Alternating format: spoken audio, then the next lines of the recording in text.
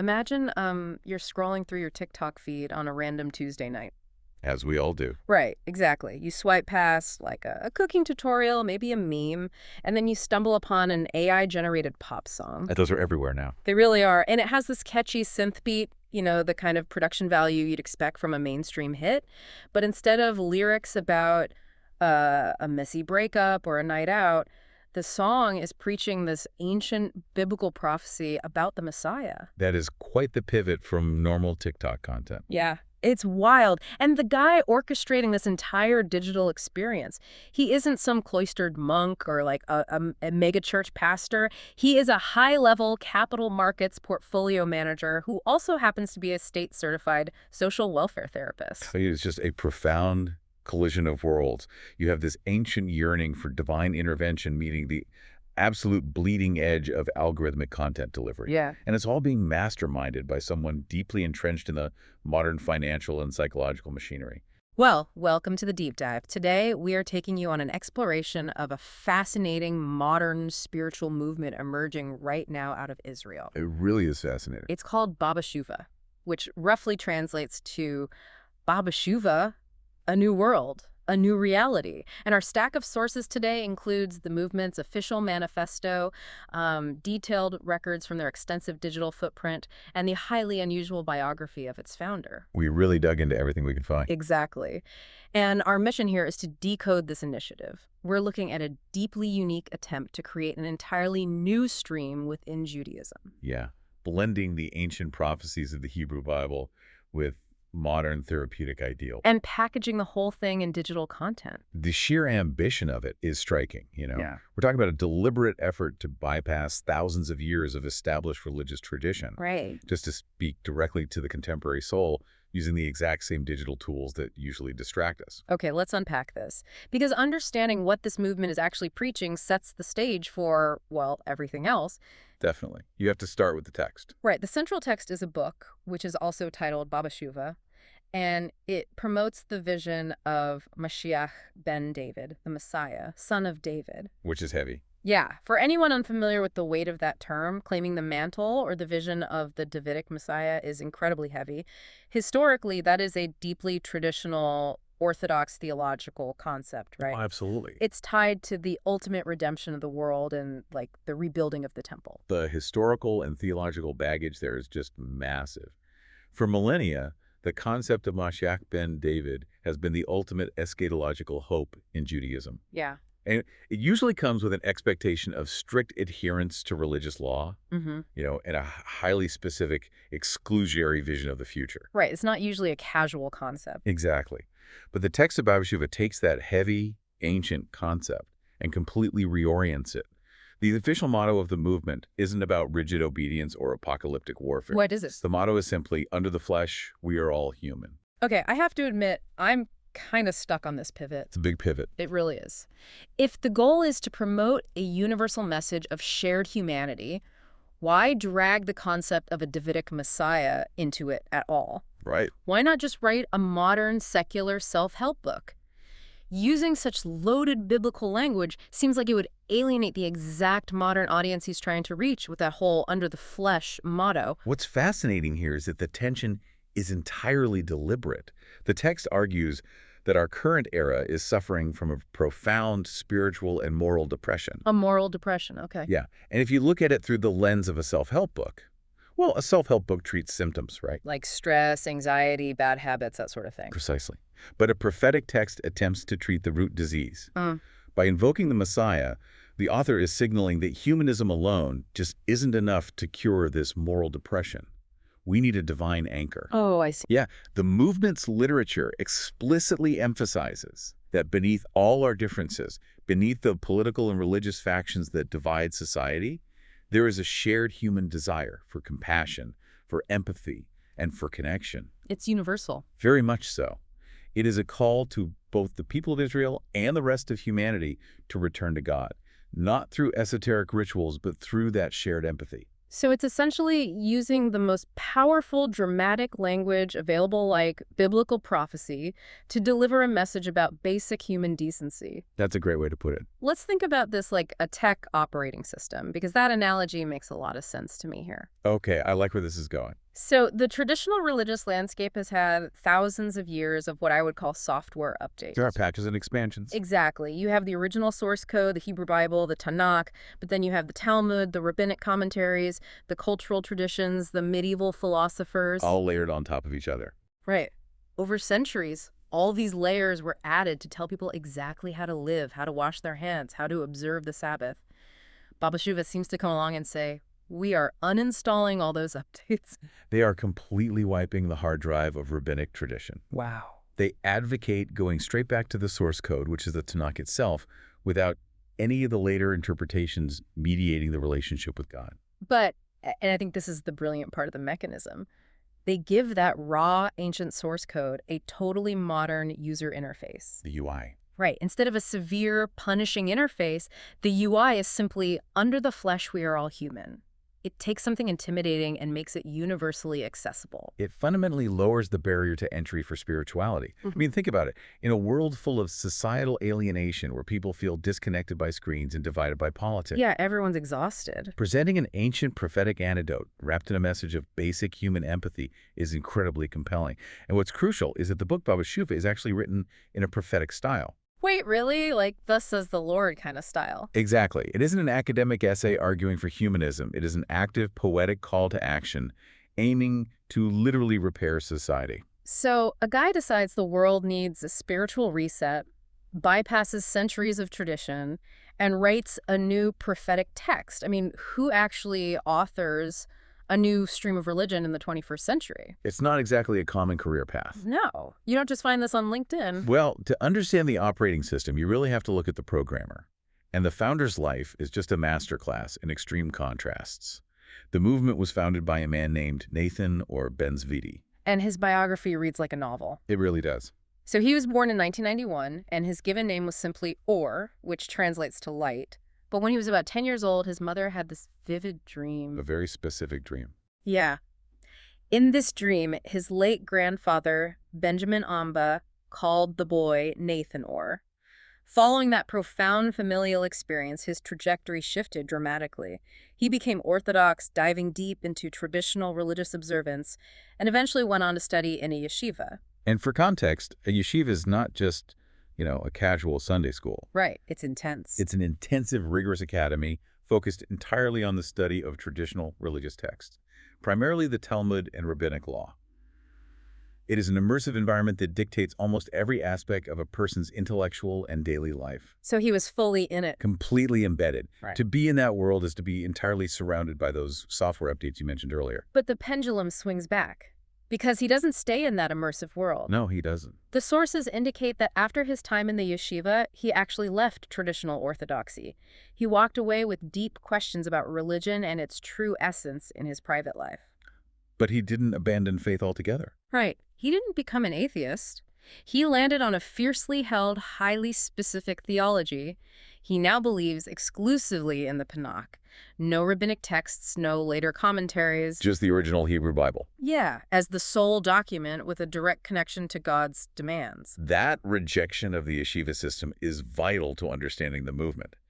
He experienced the pinnacle of traditional structured religion and found it wanting. Didn't work for him. No, he felt it obscured the actual divine message. Here's where it gets really interesting, though, because I'm looking at his professional resume, and it completely shatters the stereotype of, like, a secluded, mountaintop prophet writing biblical verses. The contrast is jarring. Since 2017, Nathan or Ben-Zvi has been an independent portfolio manager in the capital markets. Finance. High finance. Tracking volatile global markets, managing risk, dealing with the cold, hard reality of money. But then you look at his other credentials. In 2022, he received an accelerated certification as a therapist. Yeah, it's a certified therapist. And in 2024, he secured a professional support certification from the Ministry of Welfare's Central School for Training. Under the auspices of the Ministry of Welfare and Social Security, no less. It is a rigorous, state-recognized credential in social care. Okay, but how do we reconcile a high-finance day job with state-certified social welfare therapy while writing biblical prophecies at night? It sounds like three different people. Exactly. Those three things feel fundamentally incompatible. One requires cold pragmatism, one requires boundless empathy, and one requires divine inspiration. If we connect this to the bigger picture, though, they might seem incompatible on paper, but if you look at the mechanics of his theology, they actually form a perfect synthesis. Okay, I'm listening. Think about the capital markets background first. That grounds him entirely in the harsh material realities of the modern world. He isn't preaching from a secluded commune. He understands inflation, he understands economic stress, he understands the financial engines that grind people down on a daily basis. He knows exactly what the modern moral depression looks like because he is watching the numbers on the screen. Wow, I hadn't considered it from that angle. He knows what actually keeps people awake at 3 a.m. on a Tuesday, and it usually isn't abstract theology, Yeah. it's their mortgage. Precisely. And then you introduce the therapy background. That is the engine for the movement's radical focus on empathy. When he says, "Under the flesh, we are all human," that is not just a catchy slogan for a flyer. It's clinical. It is the fundamental philosophy of a trained clinical professional who sits across from people in deep psychological pain. A therapist has to look past a patient's outward identity, their politics, their wealth, their religion, and connect with the raw human being underneath. So he took his financial pragmatism, merged it with his therapeutic empathy, and channeled his spiritual yearning to build BABASHUVA. That's the formula. Yeah. So we have this highly complex founder and a radically simplified philosophy. But how does a single guy in 2024 actually distribute a prophetic revelation? I mean, he can't exactly walk into the desert and wait for thousands of people to follow him. No, that doesn't really work anymore. And he can't just nail a manifesto to a church door. He has to build a digital ecosystem. And the sheer scale of the BABASHUVA digital footprint is fascinating. The movement officially launched on July 27, 2018. Okay. And it's operating out of Kibbutz Galileo 20 in the city of Ofakim in southern Israel. So we're looking at roughly 8 years of relentless, steady output. The variety of mediums they use is just staggering. We're talking about podcasts, children's books, poetry, physical flyers, YouTube channels, Facebook, Instagram threads, TikTok. They are everywhere. But the thing I keep coming back to is the AI songs of BABASHUVA. How does an AI song actually deliver a heavy prophetic message? It seems almost, I don't know, dystopian. It might feel that way, but it's actually a brilliant adaptation to the modern attention economy. Yeah. Music is an emotional shortcut. If you write a 300-page theological treatise, maybe a few dozen people will read it. But if you use cutting-edge artificial intelligence tools, which allow you to feed text prompts and thematic ideas into an algorithm to generate fully produced, emotionally resonant music, you bypass the intellect entirely. You hit the listener right in the chest. Exactly. You can take the heavy, ancient concept of the Mashiach ben David, wrap it in a familiar pop or acoustic structure, and suddenly it is highly shareable on TikTok. It slips past the listener's defenses. It leverages the algorithm to do the work of a missionary. Yes. Anyone with an internet connection can encounter these ideas in their preferred format. If you want a quick hit of inspiration, there's a TikTok. If you want to read the manifesto to your kids, there are children's books. And they're using modern print-on-demand APIs, specifically platforms like NIF Books and Stymatsky, to distribute the physical text. Which creates a fascinating optical illusion. Oh, totally. When you leverage algorithms, AI production, and print-on-demand distribution, you can project a massive institutional presence. Anyone stumbling onto their website or seeing their heavily branded content promising a new world and a new reality would reasonably assume they're looking at a global organization. Yeah, with massive funding, a board of directors, thousands of members. I certainly would have thought that, but there is a detail in our source material that completely punctures that illusion, and it might be my favorite part of this entire deep dive. The legal disclaimer? Yes, the legal reality check. If you scroll all the way down to the bottom of the BABASHUVA website and click on the accessibility statement, it explicitly notes that BABASHUVA is not a registered business. This raises an important question about the mechanism of that specific Israeli law. In Israel, there are strict accessibility regulations for commercial websites to ensure they are usable for people with disabilities. Right, compliant. However, there are exemptions. The BABASHUVA disclaimer explicitly states that they are exempt from these mandatory accessibility adaptations because it is a personal blog and initiative. And what's the metric for that? The key legal metric is that the site does not have an annual financial turnover of 100,000 shekels. So what does this all mean? 100,000 shekels is roughly 27,000 US dollars. The legal disclaimer basically translates to, hey, we strive to be accessible, but legally we don't have to be because we are not a corporation making money. This is just a personal project. The irony is incredible. A bureaucratic legal necessity, a compliance disclaimer to avoid fines, ends up being the ultimate proof of the founder's authenticity. Yeah, he's not getting rich off this. Not at all. In an age of mega churches with private jets and spiritual influencers pushing expensive retreats, this legally mandated text grounds the entire movement in a humble reality. It makes me think of like an indie rock band. Okay, how so? Imagine a band operating out of a cramped garage in Ofakim.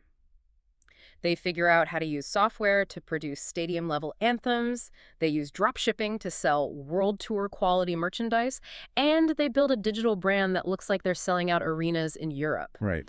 They have the digital footprint of a massive world-changing phenomenon, but the actual financial and legal footprint of a passionate hobbyist. And Nathan Orbenzvi is laying his cards completely on the table. He isn't hiding behind a corporate shell. He holds the copyright.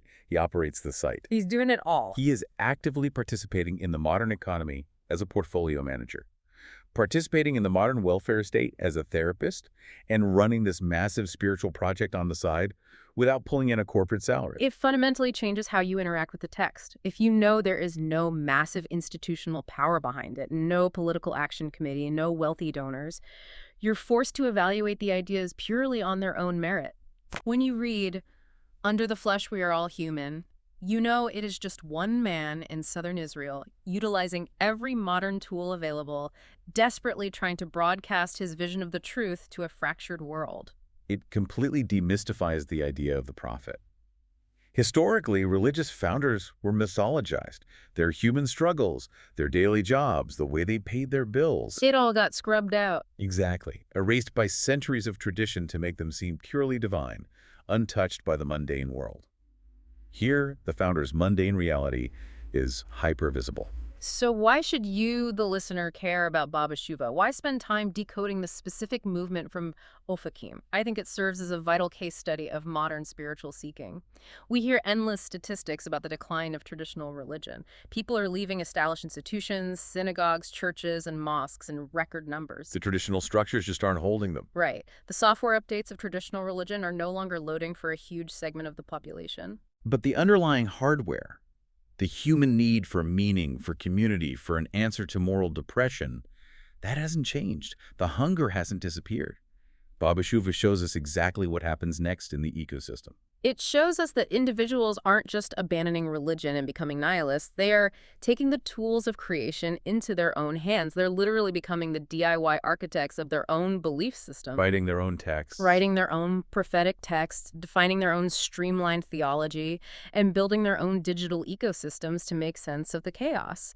They're using the exact same algorithms that corporations use to sell us consumer goods, but they are repurposing those algorithms to sell us empathy and a connection to the divine. They're hacking the system to deliver a cure for the system's own moral depression.